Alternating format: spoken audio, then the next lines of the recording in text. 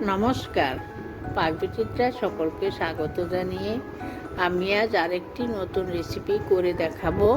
সাবুদানার পায়েস বা সাবু রসমালাই, এটিকে যে যেভাবে বলে থাকেন। সাবুদানা দিয়ে অনেক ধরনের রেসিপি বানানো যায়। এখন রেসিপিটি শুরু করা যাক। তার জন্য এখানে আমি এক বাটি ছোট দানার সাবু নিয়েছি। এখন সাবুদানাগুলি আমি জল পাল্টে পাল্টে 2 থেকে 3 বার ধুয়ে নেব। দেখুন, সাবুদানাগুলি আমি পরিষ্কার করে ধুয়ে নিয়েছি। এখন 1.5 কাপ নর্মাল জল দিয়ে ঢাকা দিয়ে রেখে দেব 30 থেকে 35 মিনিট।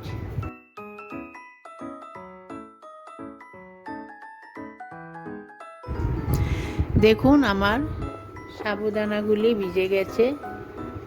এখন আমি সাবুদানাগুলি সেঁকে নেব। তার জন্য একটা পাত্রের মধ্যে একটা এই ধরনের ছাঁকনি বসিয়ে নিয়েছি।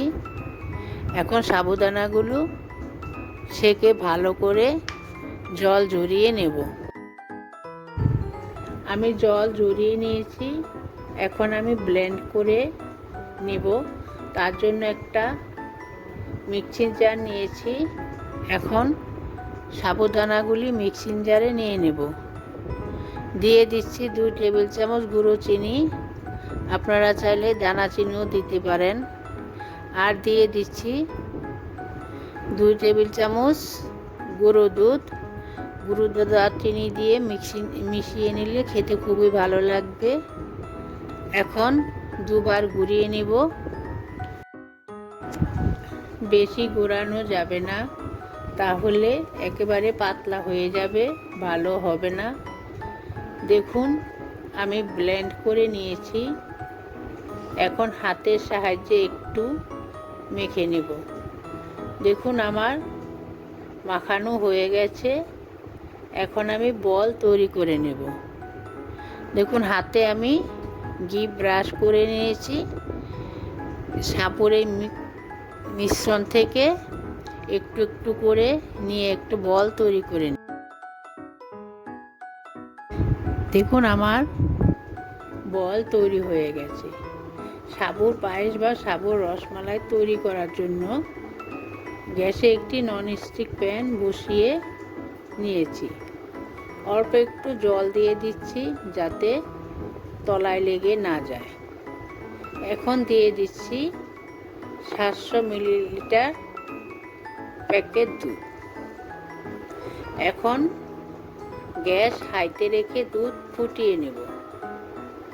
দুধ ফুটে গেছে, দিয়ে দিচ্ছি অল্প পরিমাণে কেশর।